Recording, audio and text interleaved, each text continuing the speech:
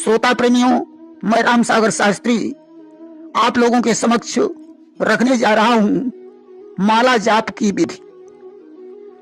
देखिए, मंत्रों में निहित शक्ति को मनन एवं जाप द्वारा ही प्राप्त किया जा सकता है।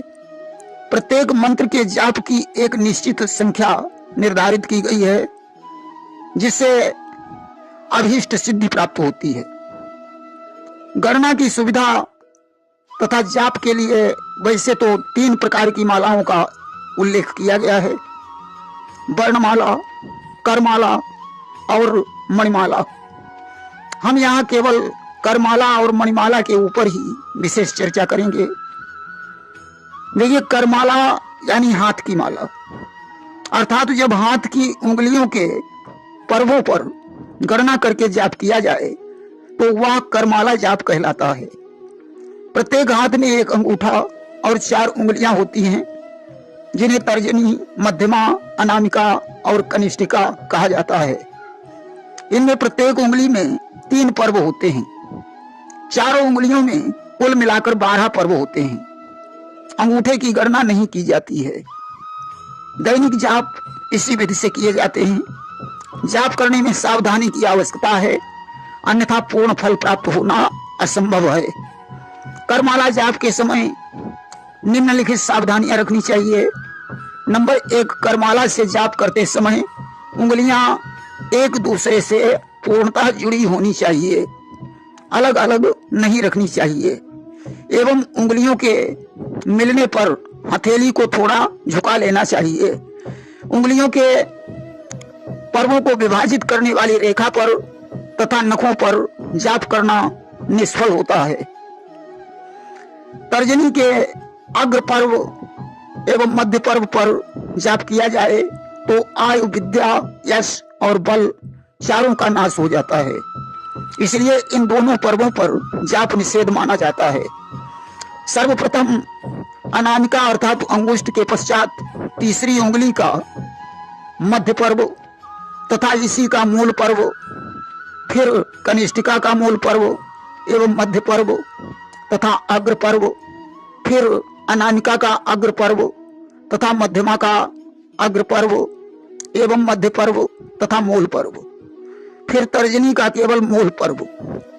इस प्रकार एक चक्र में करमाला से हम 10 बार मंत्र की पुनरावृत्ति कर सकते हैं एवं वांछित संख्या का जाप किसी भी समय कर सकते हैं।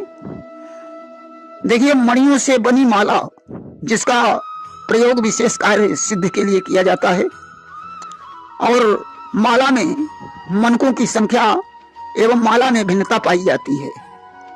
मणिमाला जाप के भी नियम होते हैं। जाप 2 प्रकार के होते हैं: सगर्भ जाप और अगर्भ जाप।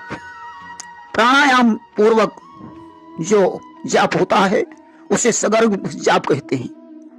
यह जाप उत्तम कोटि का माना जाता है। बिना प्राणायाम के जाप अगर्भ जाप कहलाता है। परंतु जप के प्रारंभ में और अंत में प्राणायाम अवश्य कर लेना चाहिए।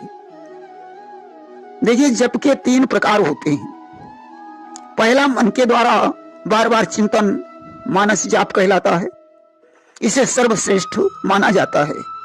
दूसरा ऐसा जाप जिसमें केवल जिह्वा हिलती है, परंतु उच्चारण इतना धीमा होता है कि दूसरे को सुनाई नहीं पड़ता है। इसे उपांशु जाप कहते हैं। यह जाप मध्यम कोटि का माना जाता है। तीसरा, अक्षरों के साथ मंत्र का वाणी द्वारा स्पष्ट और अस्पष्ट उच्चारण वाचिक जाप कहलाता है। यह जाप निम्न कोटि का है। बाएं हाथ से तथा निर्धारित संख्या से कम मनकों की माला का जाप में प्रयोग नहीं करना चाहिए। माला को सदैव गोमुखी में ही छुपाकर रखना चाहिए तथा माला को कभी भी किसी को प्रदर्शित नहीं करना चाहिए। जहां पर माला के दोनों भाग जुड़ते हैं और गांठ लगाकर एक मनका स्थापित किया जाता है, उसे सुमेरु कहते हैं। जाप में कभी भी सुमेरु का उल्लंघन नहीं होना चाहिए, अर्थात जब जाप करते समय सुमेरु तक पहुंच जाएं तो वहां से विपरीत दिशा में जाप प्रारंभ कर देना चाहिए।